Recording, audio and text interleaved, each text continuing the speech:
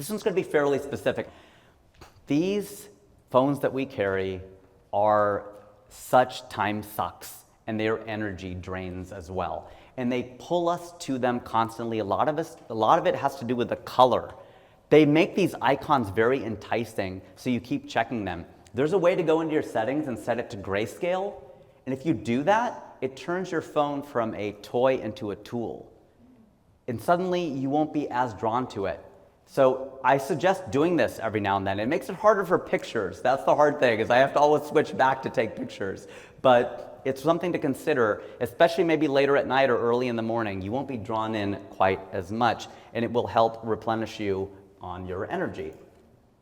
Another one is text messages are a constant stream of things. So I have a rule where when I get a ping, I reply to the text to before it, because you're going to get another text, right? What did Jerry Seinfeld say? He goes, when I was young, my mom would always scold me, say, you're going to ruin your appetite. When you become an adult, you realize there's another appetite coming right behind it. Okay, there's another one coming constantly. There's always going to be another text. And yeah, I might have changed the names here to impress you. But at any rate, yes, yeah, those aren't all real texts necessarily, but it makes it interesting.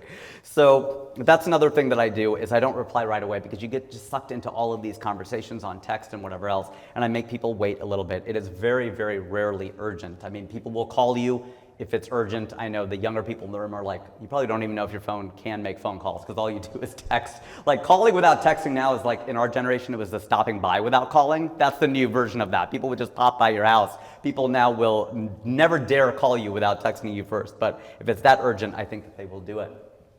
Part C of that same one, of the energy piece, is don't kick the can. Don't kick it into next week. When you get an invitation to do something in the future, ask yourself, would you accept this invitation if it were scheduled for tomorrow? Very few meetings will pass that immediacy filter, and you'll go, I don't want to meet with this guy. But you somehow think in 2 weeks you will free up your calendar. We all think this, that the grass is greener over there. That's where the water is calmer. It's like, no, it's because you're not making it messy through the water. It's calm because you're not swimming in it. Once you get 2 weeks from now, a fortnight from now, it will be just as messy. You probably will be having the exact same 2 weeks in 2 weeks as you are right now. So I think trying to think, can I do it or can I not tomorrow? That's like, oh, I don't want to meet with them tomorrow. So that tells you something. And a good way to say no, I've interviewed a lot of celebrities on my talk show. One of my favorite questions to ask them is, how do you say no? How do you say no to people? Because they get asked things all of the time. And one of them is not me, and the other one is not now. Okay, so not me is like if someone comes to you in your department and you don't have the time, you don't have the bandwidth, you're not rewarded for it, it's not on your work plan. Hey, but you know what, Debbie in accounting, she can help you. That's more her lane. I don't mean to take everything that comes your way and give it to Debbie in accounting. That's not what I'm saying. But there is one way to do that where you can divert it. And the other one that I think is actually more applicable is I can give you 10 minutes tomorrow, or I can give you an hour in 2 or 3 weeks. They will almost always take the 10 minutes tomorrow. And you will save yourself 50 minutes, because usually they don't need an hour. They just need a few minutes. So again, you got to go through that first filter first, right, of do I even want to do this? But if you feel like you can't get out of it, if you have time, you got to do it. But if not, it's a good idea to go for the immediate 10.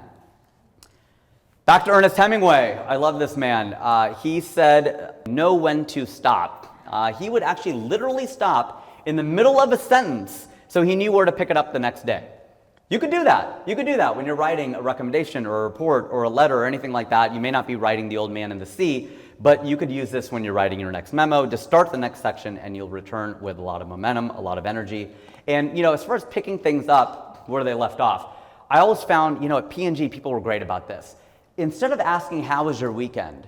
They would say, oh, how was your daughter's soccer match on Saturday afternoon? They remembered that, from Friday to Monday, and that was a really great way to build relationships, to keep that momentum going from one week to the other. It was way more effective. I was single, so they were like, oh, who was your designated driver on Saturday night? That was more my question that was directed my way. I didn't have a daughter at that time, still don't, that I know of. But at any rate, I do have a son, though, a 3-year-old son. So those are all the tips I have for now in this short period we have of increasing the numerator.